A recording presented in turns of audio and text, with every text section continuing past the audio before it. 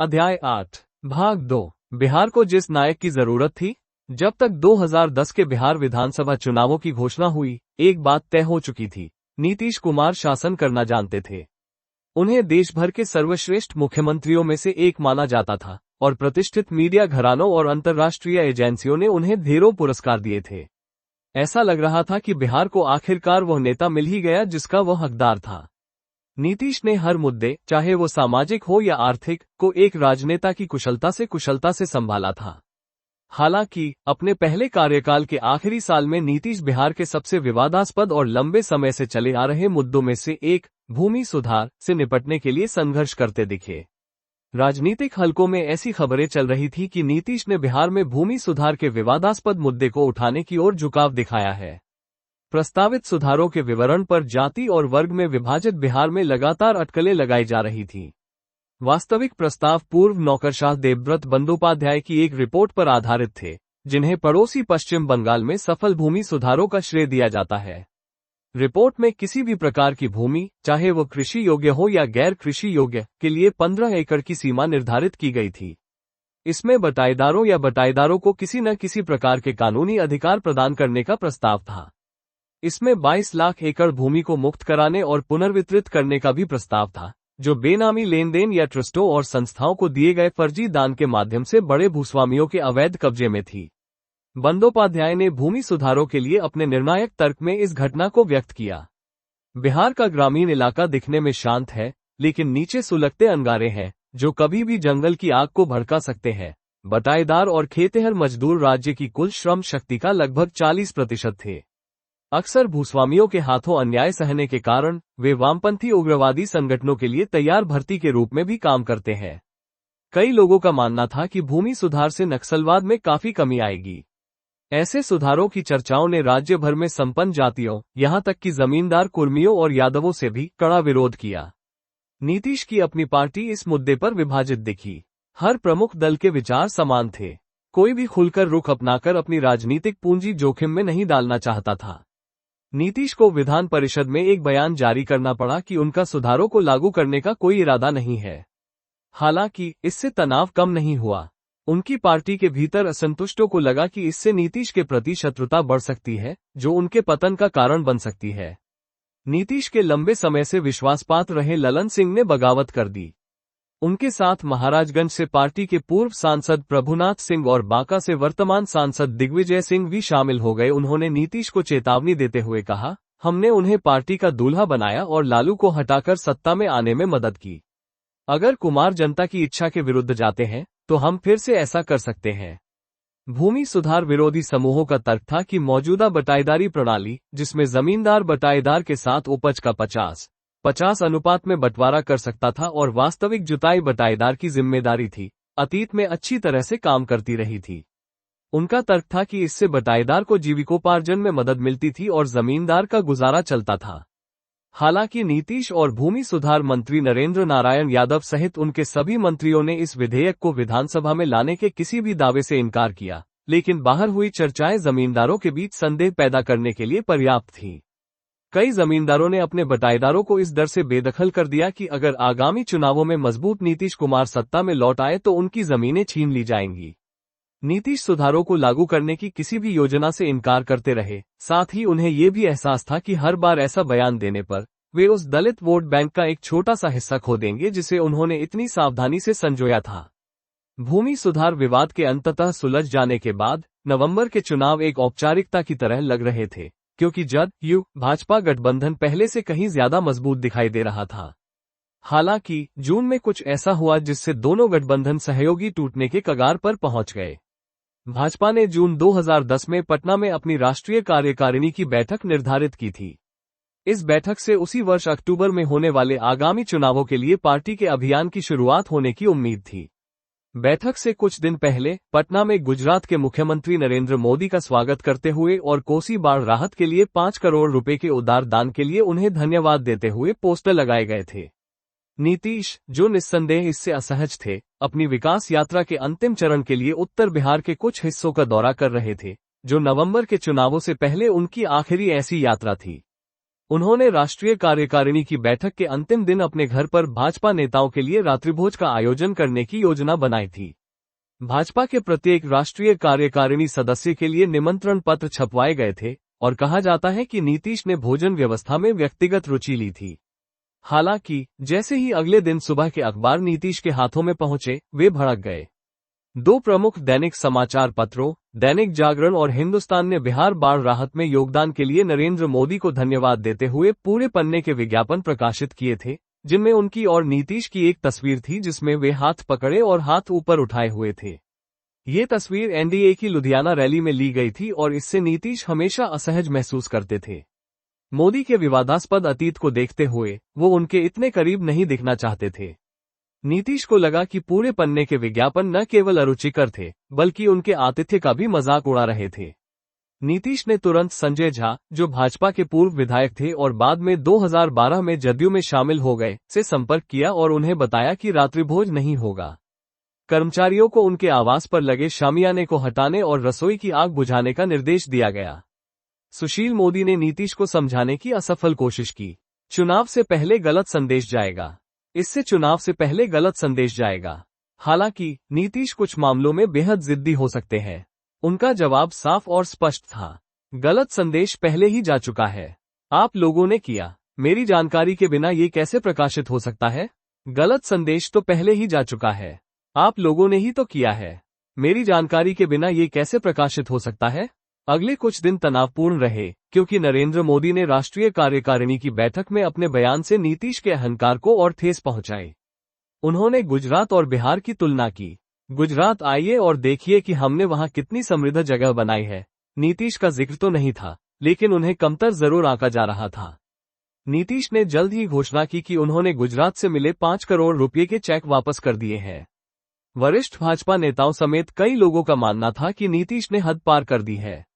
नाराज नितिन गडकरी ने दिल्ली में एक बैठक में जदयू अध्यक्ष शरद यादव से कहा, यह नीतीश के लिए कोई निजी चेक नहीं था, ये बिहार की जनता के लिए था।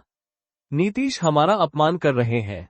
इस मुद्दे को सुलझाने और यह सुनिश्चित करने के लिए कि भाजपा और जदयू एकजुट गठबंधन के रूप में चुनाव लड़े, काफी राजनीतिक दांव पेंच करने पड़े।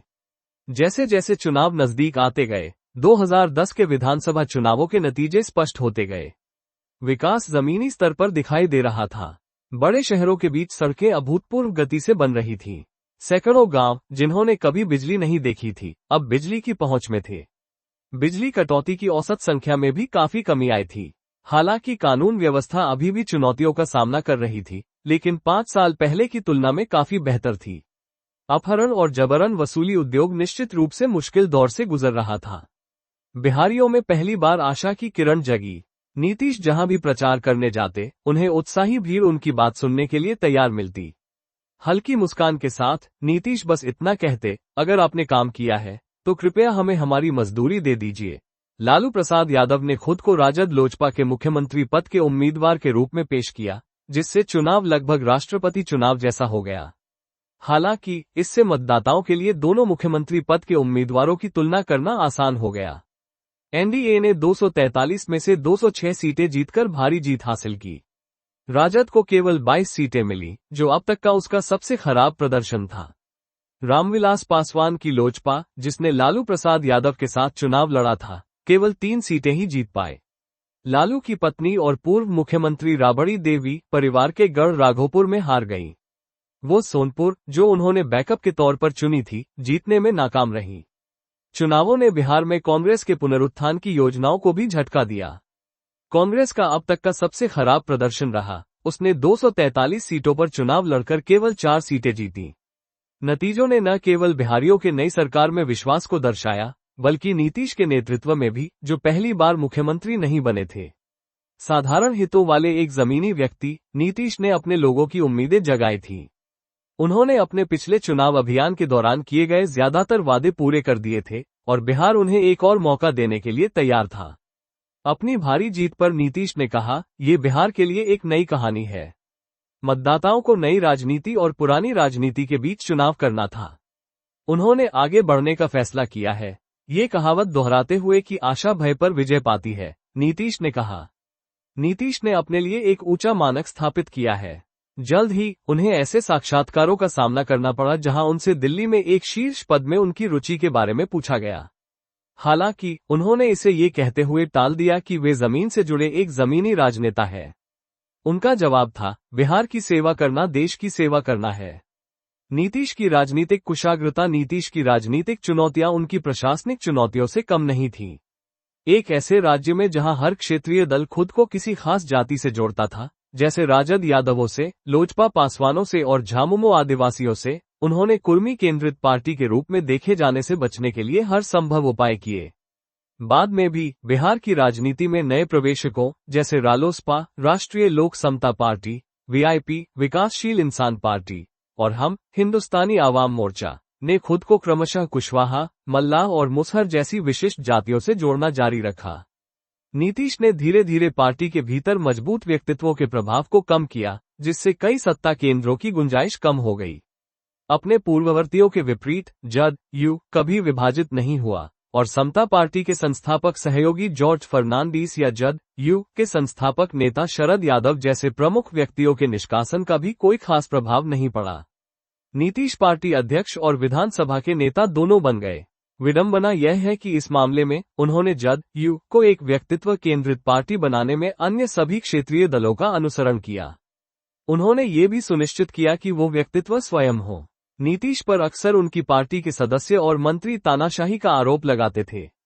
क्या इसका मतलब यह है कि नीतीश सत्ता को अपने हाथों में केंद्रित करने की आम राजनीतिक प्रवृत्ति के शिकार हो गए?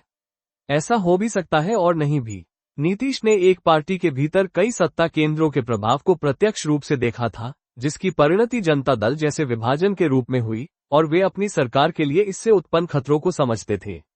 ऐसा ही एक उदाहरण तब था जब 2010 के विधानसभा चुनावों से ठीक पहले उनके पुराने विश्वासपात्र ललन सिंह ने उनसे नाता तोड़ लिया था। नीतीश ने एक शक्तिशाली कोयरी नेता उपेंद्र कुशवाहा को भी जद-यू के भाग्य को प्रभावित नहीं करने दिया। कुशवाहा का नीतीश के साथ निरंतर प्रेम घृणा का रिश्ता रहा और उनका गुट बार बार जद-यू के भीतर विलीन और विभाजित होता रहा। नीतीश इस राजनीतिक सिद्धांत में दृढ़ विश्वास रखते थे कि कुछ भी अच्छा हासिल करने के लिए पहले सत्ता में होना आवश्यक है। शायद इसी सिद्धांत ने उन्हें सत्ता को अपने भीतर केंद्रित करने के लिए प्रेरित किया, जिससे उनकी पार्टी और सरकार किसी भी खतरे से सुरक्षित रही। हालांकि राजद के पतन के बाद से बिहार में सरकार का नेतृत्व उनकी अपनी पार्टी नहीं, बल्कि एक गठबंधन कर रहा है। बिहार में गठबंधनों का इतना लंबा दौर शायद ही कभी देखा गया हो। गठबंधन नाजुक रूप से संतुलित साझेदारियां होती हैं और कई कारकों पर निर्भर करती हैं, जैसे पार्टियों की सापेक्षिक ताकत, संदेशों और वोट बैंकों में ओवरलैप और अंतर, अकेले जाने बनाम गठबंधन बनाने के चुनावी फायदे और गठबंधन के वरिष्ठ नेताओं के बीच व्यक्तिगत समीकरण। समता पार्टी और बाद में जद-यू 1996 में एनडीए के साथ गठबंधन के बाद से उसका एक वफादार घटक बना रहा। इसके संस्थापक जॉर्ज फर्नांडीस वाजपेयी के कार्यकाल के दौरान एनडीए के संयोजक भी रहे। एक लंबी दोस्ती का अंत। नीतीश 2013 तक 17 वर्षों तक भाजपा के साथ गठबंधन में रहे। इस गठबंधन ने उल्लेखनीय रूप से अच्छा प्रदर्शन किया, पहले बिहार में लालू प्रसाद यादव के शासन को उखाड़ फेंकने में और फिर अपने चुनावी वादों को पूरा करने में। अपने पहले कार्यकाल के अंत तक नीतीश एक मूक कलाकार से एक प्रशंसित नेता में बदल गए थे। गठबंधन के भीतर उनका बढ़ता कद निस्संदेह भाजपा के लिए भी बेचैन करने वाला था, जिसने 2010 के चुनावों में जिन सीटों पर चुनाव लड़ा था, उन पर बेहतर स्ट्राइक रेट हासिल किया था। हालांकि छोटी मोटी असफलताओं को छोड़कर जद-यू भाजपा गठबंधन की स्थिरता 2013 तक कभी गंभीर रूप से खतरे में नहीं पड़ी। नरेंद्र मोदी 2010 के दशक की शुरुआत में ही एक संभावित प्रधानमंत्री पद के उम्मीदवार के रूप में उभरने लगे थे। 2011 में मोदी ने सद्भावना यात्रा निकाली, जो पूरे गुजरात में एक रोड शो था। हालांकि इस यात्रा का घोषित उद्देश्य सामाजिक सद्भाव को बढ़ावा देना था, लेकिन प्रधानमंत्री बनने की मोदी की महत्वाकांक्षा पहली बार इसी यात्रा के दौरान सार्वजनिक हुई। जब मोदी ने 2012 में लगातार तीसरी बार गुजरात चुनाव जीता, तो उनके शपथ ग्रहण समारोह में एनडीए के सभी घटक दलों के नेताओं को आमंत्रित किया गया था। एनडीए के अन्य सभी प्रमुख सहयोगी मौजूद थे, लेकिन जेडीयू स्पष्ट रूप से अनुपस्थित था। 9 जुलाई 2013 को मोदी को आगामी 2014 के संसदीय चुनावों के लिए अभियान समिति का प्रमुख घोषित किया गया। एक हफ्ते बाद जेडीयू ने मोदी के नेतृत्व से असंतोष का हवाला देते हुए 17 साल पुराने गठबंधन से हटने की घोषणा की। नीतीश कुमार के मंत्रिमंडल से 11 भाजपा मंत्रियों को हटा दिया गया। भाजपा और मतदाताओं के एक वर्ग ने नीतीश कुमार की उनके सत्तावादी रवैये के लिए आलोचना की। उनसे अक्सर पूछा जाता था कि अगर उन्हें मोदी से इतनी दिक्कत थी, जो 14 साल तक उसी पार्टी से गुजरात के मुख्यमंत्री रहे, तो वे इतने लंबे समय तक भाजपा से क्यों जुड़े रहे। नीतीश ने 2014 का लोकसभा चुनाव अकेले लड़ने का फैसला किया। विपक्ष ने उन्हें धर्मनिरपेक्षता का रक्षक बताया और अफवाहें फैली कि वे संभावित तीसरे मोर्चे के नेता के रूप में राष्ट्रीय महत्वाकांक्षा रखते हैं। हालांकि नतीजे नीतीश के लिए एक बड़ा झटका थे। उनकी पार्टी ने केवल 2 सीटें जीती, जो 2009 में 20 से कम थी, जबकि उनके पूर्व सहयोगी भाजपा ने 40 में से 31 सीटें जीती। उन्होंने इस हार की जिम्मेदारी ली और इस्तीफा देने का फैसला किया। हालांकि अपना पद छोड़ते हुए भी नीतीश ने एक राजनीतिक मास्टरस्ट्रोक चला दिया। उन्होंने अब तक अज्ञात जीतन राम मांझी को अपना उत्तराधिकारी चुनकर सभी को चौंका दिया। मांझी उसी जाति और जिले गया से ताल्लुक रखते थे जिससे दिवंगत दशरथ मांझी थे, जो महान पर्वतारोही थे जिन्होंने गेहलोर पहाड़ियों को हथौड़े और छेनी से काटकर रास्ता बनाया था। मांझी 1980 के दशक से विधायक और मंत्री रहे थे और बिहार में कांग्रेस से लेकर जनता दल, राजद और अंततः जदयू तक सभी प्रमुख दलों के सदस्य रहे थे। हालांकि ये जल्द ही बदल गया। लंबे करियर के बावजूद वो नीतीश के स्वाभाविक उत्तराधिकारी नहीं थे और जब नीतीश ने एक महादलित को मुख्यमंत्री नियुक्त किया तो इसे ऐतिहासिक जातिगत अन्याय को समाप्त करने की दिशा में एक बड़ा कदम माना गया। उनके आलोचकों ने इसे जातिगत भावनाओं को भड़काने की एक राजनीतिक चाल कहा, जिसमें मांझी को एक कठपुतली के रूप में चुना गया जिसे वे नियंत्रित कर सकते थे। दोनों ही पूरी तरह से गलत नहीं थे। दिलचस्प बात यह है कि 2005 में नीतीश ने शपथ लेने के तुरंत बाद मांझी को फर्जी बीएड डिग्री रैकेट में कथित संलिप्तता के लिए बर्खास्त कर दिया था। मुख्यमंत्री के रूप में मांझी का कार्यकाल अस्थिरता से भरा रहा, जिसमें कुछ जदयू विधायकों ने उनका साथ छोड़ दिया तथा कांग्रेस और राजद ने उन्हें बाहर से समर्थन देने के लिए आगे आए। इसके तुरंत बाद फरवरी 2015 में पार्टी ने मांझी से इस्तीफा मांग लिया। मुख्यमंत्री पद का स्वाद चखने के बाद मांझी ने पलटवार किया और इस्तीफा देने से इनकार कर दिया। इसके बाद उन्हें पार्टी से निष्कासित कर दिया गया और इस्तीफा देने के लिए मजबूर किया गया। मांझी का कार्यकाल अल्पकालिक और सामान्य रहा, लेकिन जिस तरह से उन्हें हटाया गया उसने उन्हें अचानक एक प्रमुख महादलित नेता के रूप में स्थापित कर दिया। मई 2015 में उन्होंने अपनी पार्टी हिंदुस्तानी आवाम मोर्चा बनाए।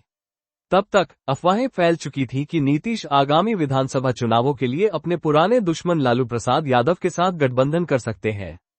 कई गुप्त चर्चाओं और अपने मतभेदों को सुलझाने के बाद दोनों एक साथ आए और कांग्रेस भी उनके साथ शामिल हो गई। लालू ने नीतीश कुमार को मुख्यमंत्री पद सौंप दिया। संयुक्त सम्मेलन में जो आम मुद्दा उभरा वो अपेक्षित था, धर्मनिरपेक्षता की रक्षा। हालांकि दोनों नेताओं और उनकी पार्टियों ने गठबंधन की घोषणा से लेकर पूरे चुनाव अभियान तक आश्चर्यजनक सौहार्द प्रदर्शित किया। दोनों जानते थे कि वे एक मजबूत भाजपा के खिलाफ लड़ रहे हैं, जिसका नेतृत्व उसके चतुर रणनीतिकार अमित शाह और लोकप्रिय नेता मोदी कर रहे हैं। एनडीए के विपरीत महागठबंधन ने अपने उम्मीदवारों की सूची एक साथ घोषित की। नीतीश और लालू प्रसाद यादव दोनों ने गठबंधन को एकजुट रखने के लिए कुछ महत्वपूर्ण सीटों का त्याग किया। नीतीश ने ये घोषणा करके सबको चौंका दिया कि वे चुनाव नहीं लड़ेंगे और प्रचार पर ध्यान केंद्रित करेंगे। ऐसा लग रहा था मानो दोनों अपनी जान जोखिम में डाल रहे हैं और मतभेद, चाहे कितने भी गंभीर क्यों न हो, बाद में सुलझाए जा सकते हैं। दोनों ने संख्यात्मक रूप से महत्वपूर्ण यादवों, लालू की जाति और कुर्मियों, नीतीश की जाति के बीच वोटों का सुचारू हस्तांतरण सुनिश्चित किया। भाजपा, जिसने लालू के सत्ता में लौटने पर जंगल राज की वापसी का मुद्दा उठाया था, जातिगत गणित से पिछड़ गई। महागठबंधन 243 में से 173 सीटों के साथ सत्ता में आया।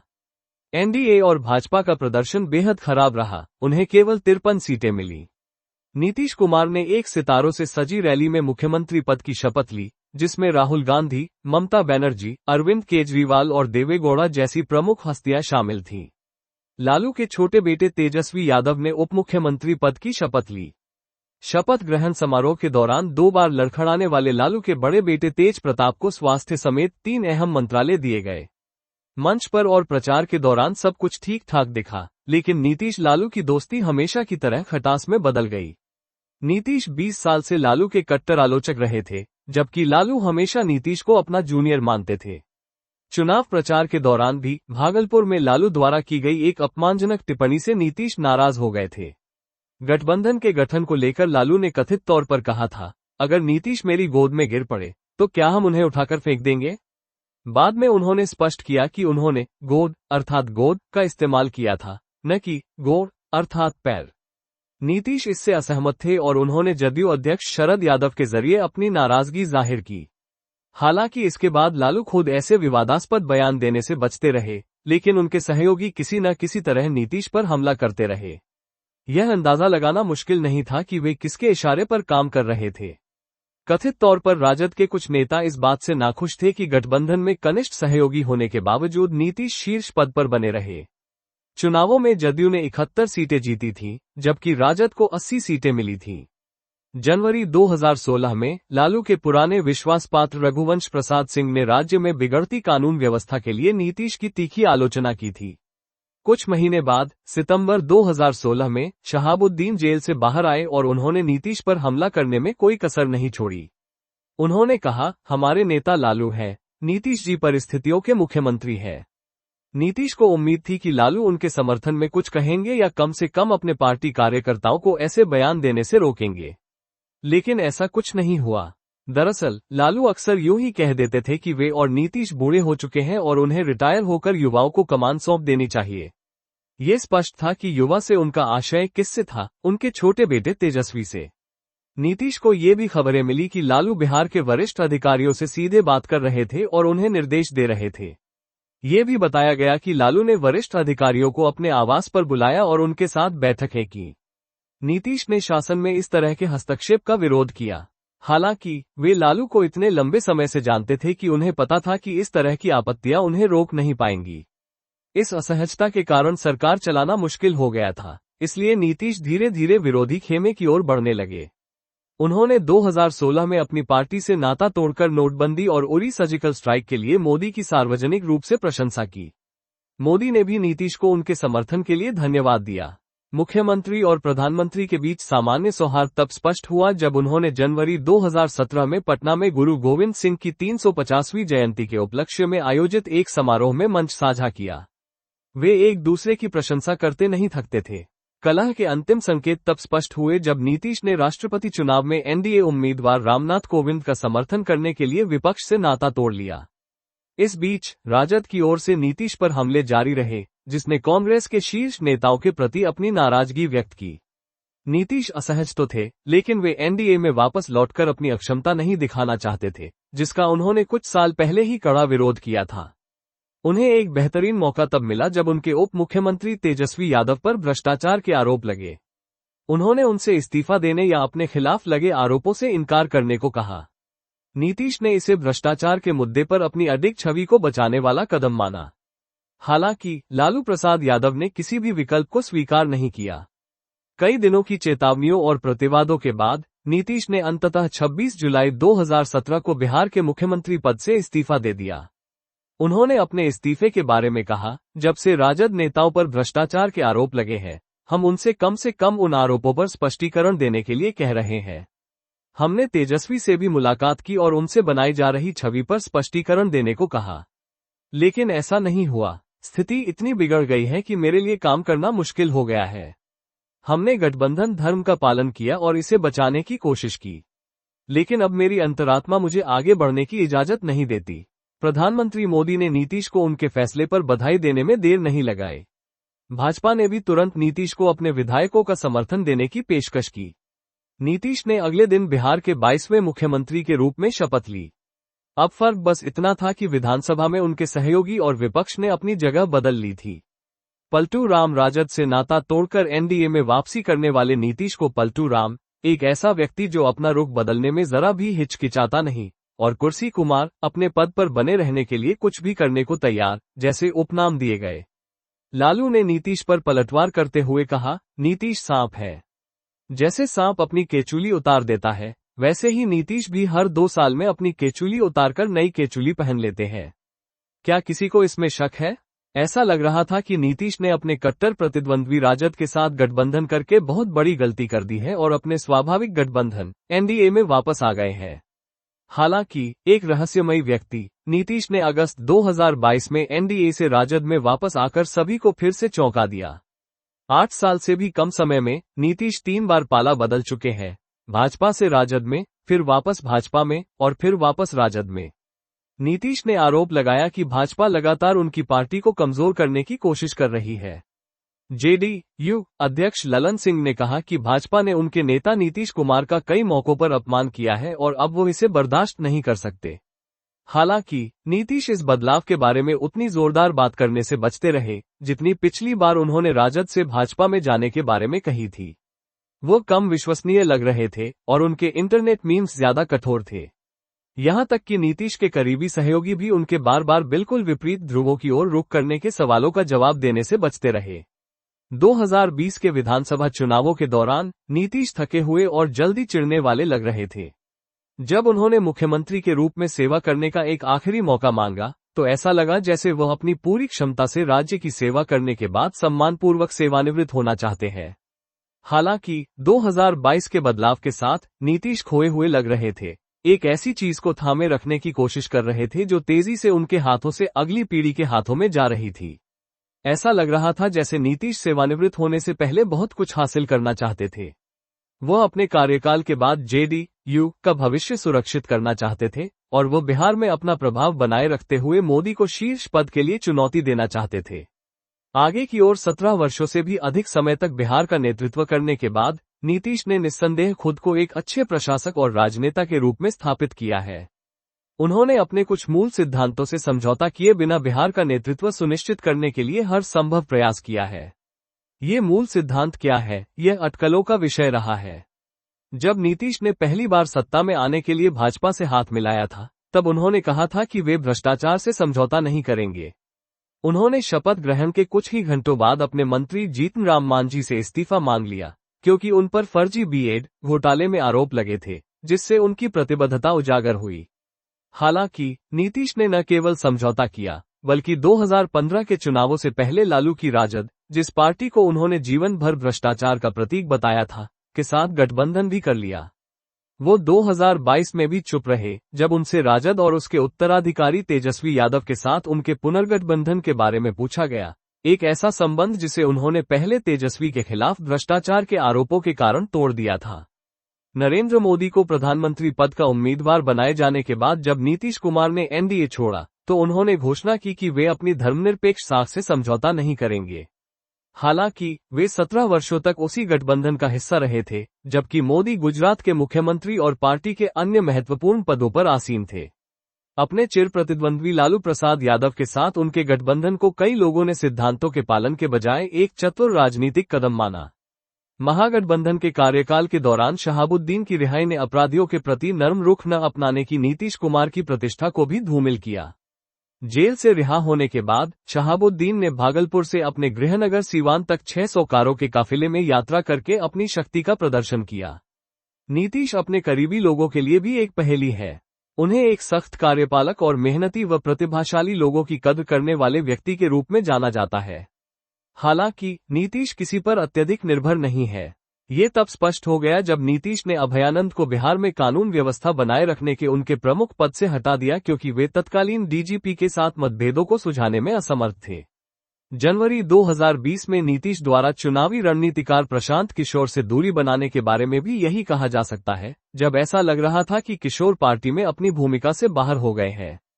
किशोर ने पार्टी के कई मामलों पर खुलकर अपनी नाराजगी जताई थी, जिसमें पार्टी महासचिव आरसीपी सिंह के तौर तरीके भी शामिल थे। ये तथ्य कि नीतीश किशोर के बहुत शौकीन थे और उन्होंने उन्हें सीधे पार्टी में उपाध्यक्ष पद पर शामिल किया था, कोई मायने नहीं रखता था। ऐसा लग रहा था कि नीतीश ने किशोर की बजाय अपने भरोसेमंद आरसीपी सिंह को चुना। आरसीपी सिंह नीतीश की ही जाति और जिले से थे और जदयू में नंबर 2 की हैसियत रखते थे। हालांकि ये लंबे समय से चली आ रही दोस्ती भी 2022 में खत्म हो गई, जब नीतीश को सिंह के भाजपा नेतृत्व के साथ संबंधों पर शक होने लगा। इस बात से इनकार नहीं किया जा सकता कि नीतीश ने बिहार की राजनीति में एक नए युग की शुरुआत की।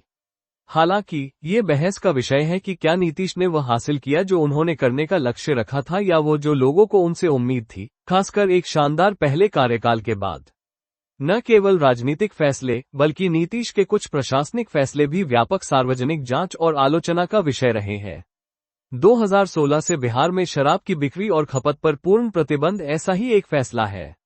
सरकार का दावा है कि इससे अपराध और घरेलू हिंसा के मामलों में कमी आई है, लेकिन अर्थशास्त्रियों का तर्क है कि इसका राज्य की अर्थव्यवस्था पर नकारात्मक प्रभाव पड़ा है, जो प्रतिबंध लागू होने से पहले ही मंदी की चपेट में थी। उन्होंने इस प्रतिबंध के कार्यान्वयन पर भी सवाल उठाए हैं। बिहार अक्सर ऐसी घटनाओं और विवादों में उलझा रहता है जो किसी भी विकसित समाज में अकल्पनीय है। 2018 में मुजफ्फरपुर के एक आश्रय गृह में लड़कियों के यौन शोषण, बलात्कार और यातना का एक भयावह मामला सामने आया था। मेडिकल जांच में आश्रय गृह में रहने वाली 42 लड़कियों में से 34 के यौन शोषण की पुष्टि हुई। स्थानीय अधिकारियों पर लापरवाही और भ्रष्टाचार के आरोप लगे।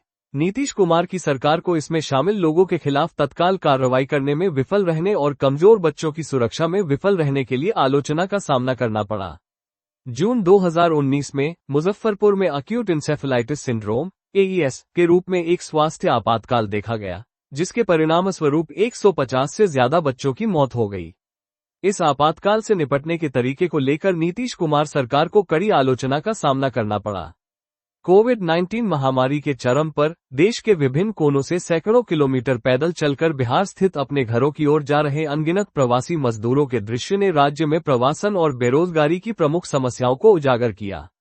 मानव विकास सूचकांक (HDI) के मानकों पर बिहार अभी भी प्रमुख राज्यों में सबसे निचले पायदान पर है।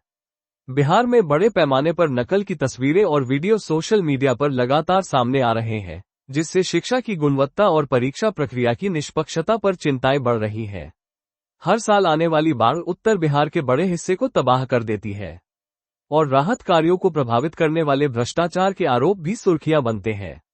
राज्य में अक्सर जातिगत आधार पर संघर्ष होते रहते हैं, जिसके परिणामस्वरूप हिंसा होती है। क्षेत्रीय दल और उनके नेता अपने जाति आधारित मतदाताओं के हितों की पूर्ति के लिए रणनीतिक रूप से इन मुद्दों को उठाते हैं। बिहार की कहानी बार बार आने वाले संकटों और अनिश्चितताओं से भरी है। यह उस प्रगति और सद्भाव से कोसों दूर है जो देश के दूसरे सबसे अधिक आबादी वाले राज्य के लिए बेहद जरूरी है। समय समय पर कोई न कोई नया नेता अपनी मुखर आवाज के साथ बिहार के लोगों की आशाओं और आकांक्षाओं को जगाने के लिए उभरता रहता है। बिहार लगातार खुद को ऐसे नेताओं के फलने फूलने के लिए एक उपजाऊ जमीन के रूप में पेश करता है, जो अक्सर उसकी अपनी भलाई के लिए नुकसानदेह होता है। उम्मीद की छिटपुट झलकियों के बीच अक्सर एक आशंका के साथ ये सोचने पर मजबूर होना पड़ता है कि क्या बिहार फिर से उसी रसातल में, उसी जंगलराज में वापस चला जाएगा जिससे वो कभी जूझता था।